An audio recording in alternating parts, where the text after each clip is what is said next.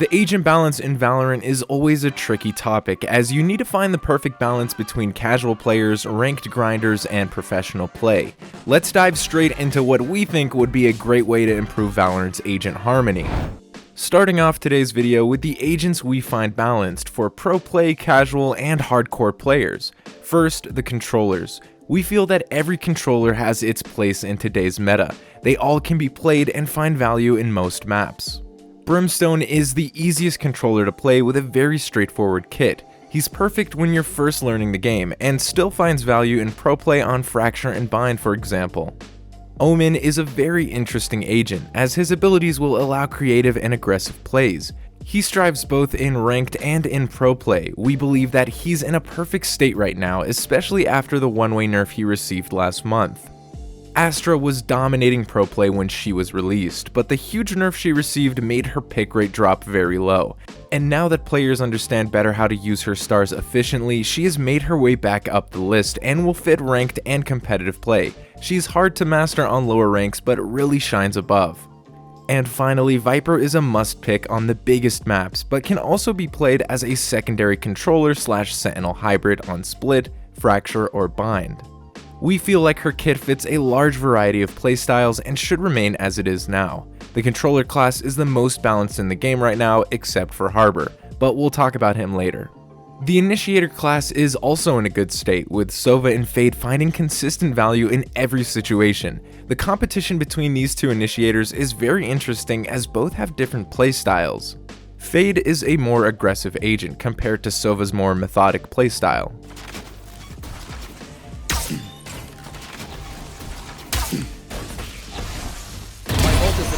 No more to oppose us. And Breach is very different, as he's the only initiator who can't gather info, but his kit remains very good at clearing contested areas and helping his team attack and retake. Even if we all can agree that he can be very annoying to play against, we still feel that his kit should remain as it is right now. A slight rework to the stun mechanic could be a nice thing, but let us know what you think in the comments below. The last three perfectly balanced agents right now are Cypher, Raze, and Jett. After his buff, Chambers nerfs, and Split's return, Cypher is finally back in the meta. He finds value on multiple maps, especially on Fracture, Haven, and Split. Raze is a demonic agent when it comes to entering a site and clearing tight areas. She especially shines bright on Split and on Fracture. She can use the operator with her satchels even if she's not the most viable agent to do so. Jett is back after suffering from the chamber meta. She's now one of the two best duelists and the most reliable opper. We don't think she needs a change right now.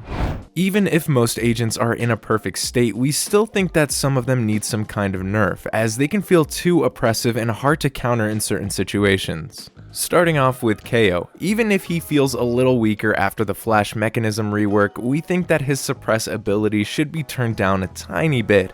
When playing as Sentinel, you'll find yourself struggling massively when facing a good KO. Here at Esports Driven, we would slightly reduce the radius of the knife or make the suppress effect 1 second shorter. It wouldn't be too harsh for KO mains while giving more counterplays to utility heavy agents. Reyna is complicated, not in the way you play her but in the way you balance her, as she can either be very good in the hands of a very good aimer and absolutely useless when she can't get kills. In ranked, she's a real menace, especially in the pistol rounds, where she can be unstoppable with 150 HP. That's why we would like to see a change in the way she recovers HP after healing, making her regaining the HP she had before the round started. For example, no shield equals 100 HP max, light shield equals 125 HP max, and full shield equals 150 HP max. This would make her only regenerate the 125 HP maximum if she starts the pistol round with a light shield. The last agent we would like to nerf is Killjoy. After the ultimate buff she received, we feel like it's super complicated to counter it, as the only easy way to destroy her lockdown is to commit a Sova ultimate. We imagine her 7 points ultimate changing to 8 points. It wouldn't change the ultimate itself, but the amount of times we would see it in games. When it comes to changing the way her ultimate works, we would see a smaller lockdown radius or a slightly shorter detain time, which is 8 seconds right now. On the other hand, there are some agents we feel need some kind of buff.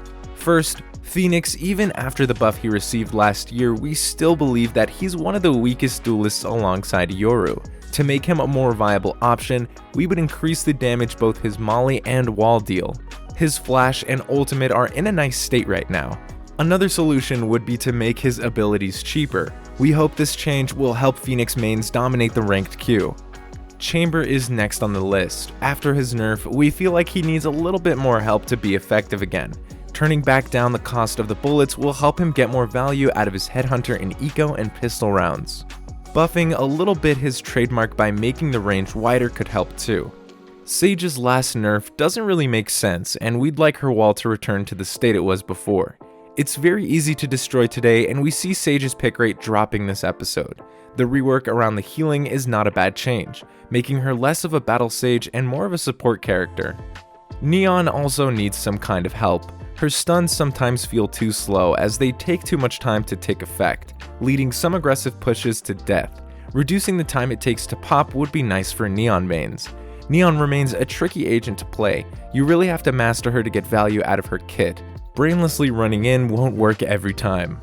Skye feels like the weakest initiator in the game right now. Even if her guiding light is a very reliable flash and her ultimate is a good information tool, her trailblazer is the weakest drone type of ability. The reduced field of view makes it problematic on larger maps, and we would like to see it last longer or completely remove the green fog effect. So we talked about Phoenix, but let's now talk about Yoru, as he's the hardest duelist to play today. You really need to be a dedicated Yoru main to abuse his brain games and outplay potential to the maximum. We would target his gatecrash teleport ability. The countdown should start after the round starts and not during the buy phase. The time it takes to teleport could also be reduced to make him a more viable opper. The goal wouldn't be to make him as oppressive as Chamber was, but buff his teleport a little bit.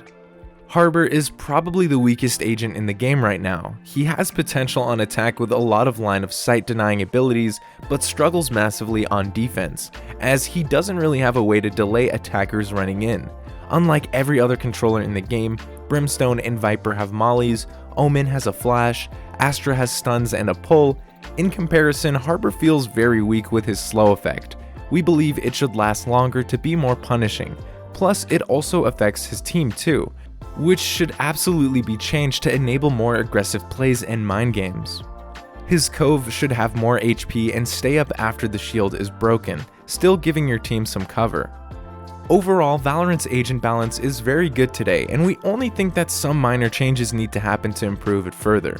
Well played, Riot! If you enjoyed this video, you'll enjoy our video on the 9-3 curse. We explain everything about it. Click on the screen right now to watch it. Thanks for watching, consider subscribing and leaving a like, and we'll catch you in the next one.